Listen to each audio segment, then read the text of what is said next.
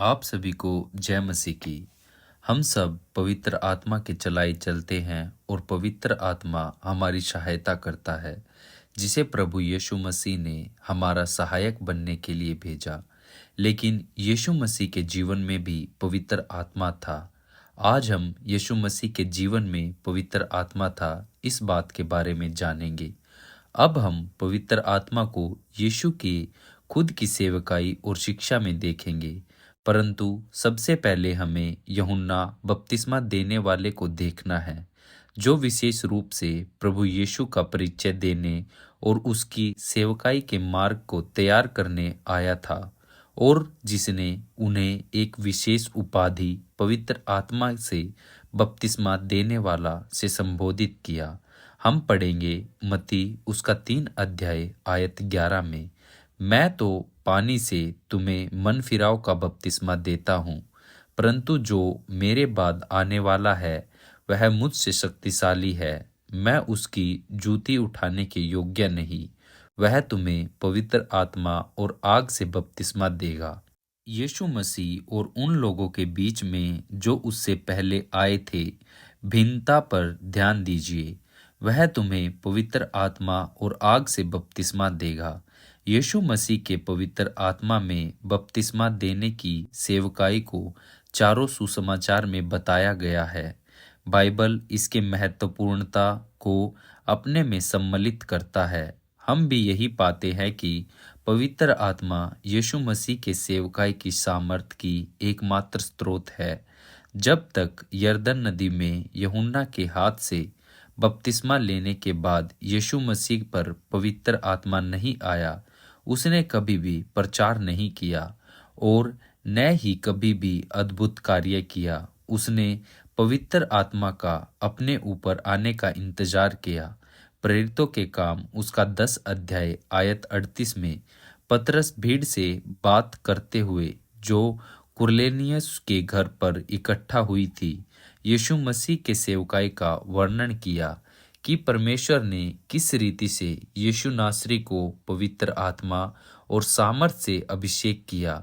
वह भलाई करता और सबको जो शैतान के सताए हुए थे अच्छा करता फिरा, क्योंकि परमेश्वर उसके साथ था। इस संसार में यीशु मसीह की सेवकाई का स्रोत और सामर्थ पवित्र आत्मा ही था। हम लोग पहले ही इस बात पर ध्यान दे चुके हैं कि परमेश्वर त्रिएक है। एक ही परमेश्वर के 3 व्यक्तित्व है, पिता, पुत्र और पवित्र आत्मा। इस एक वाक्य में तीनों व्यक्तित्व को अभिनिर्धारित कर दिया है। पिता परमेश्वर ने पुत्र यीशु को पवित्र आत्मा के साथ अभिषेक किया। इंसानियत के स्तर पर परिपूर्ण परमेश्वर की क्रिया का परिणाम चंगाई था।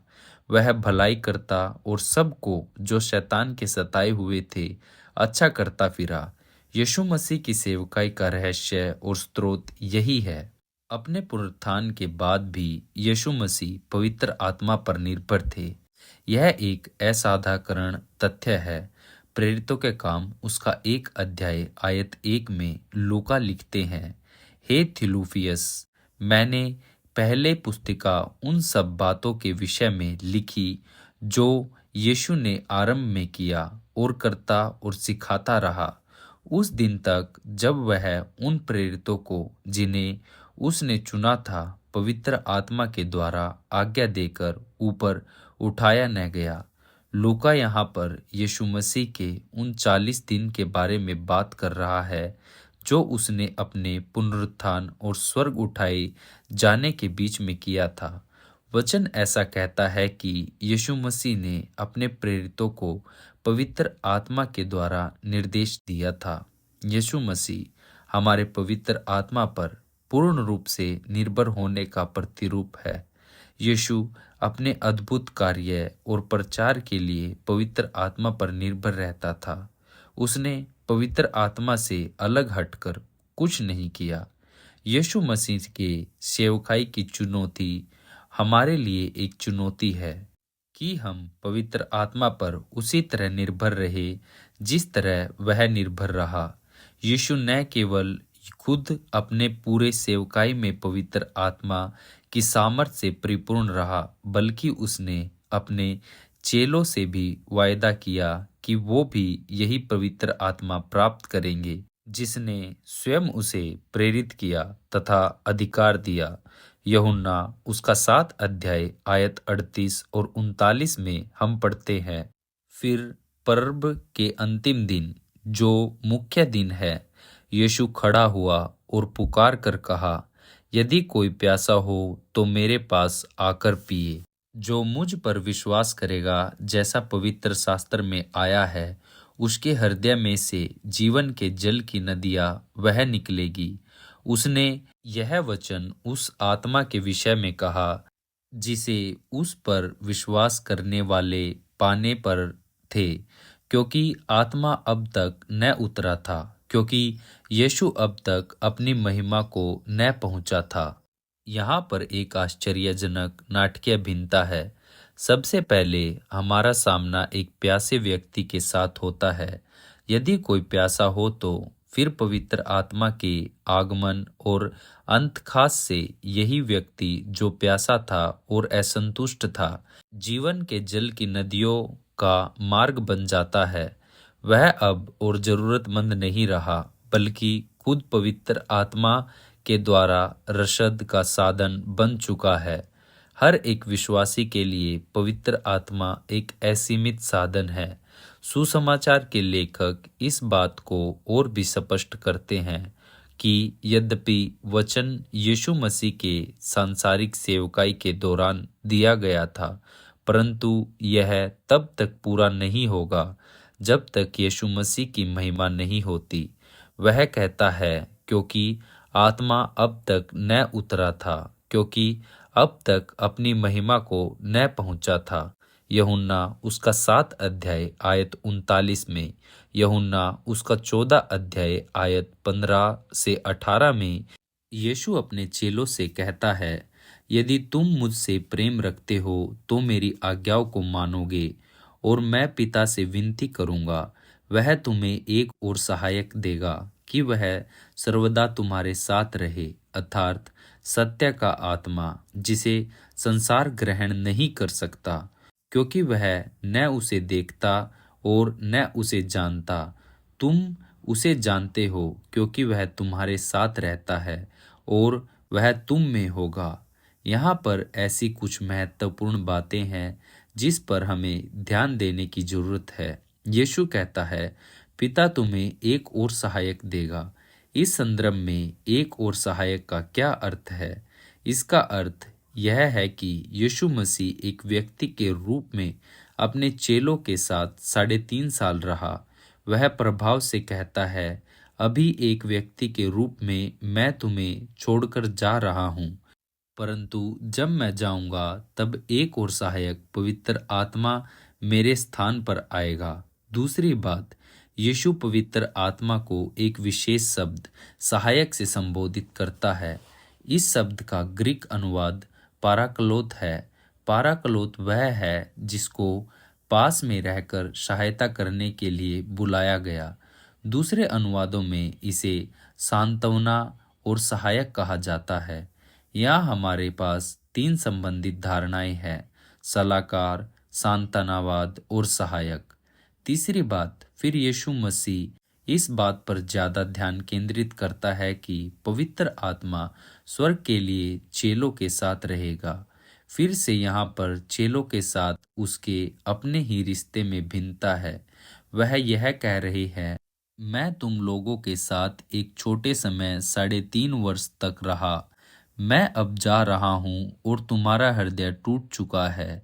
तुम्हें ऐसा लगेगा कि तुम बिना किसी सहायता के अकेले छोड़ दिए जाओगे, परंतु मैं तुम्हारे लिए एक सहायक पवित्र आत्मा को भेजूंगा, और जब वह आएगा वह तुम्हें कभी भी न छोड़ेगा।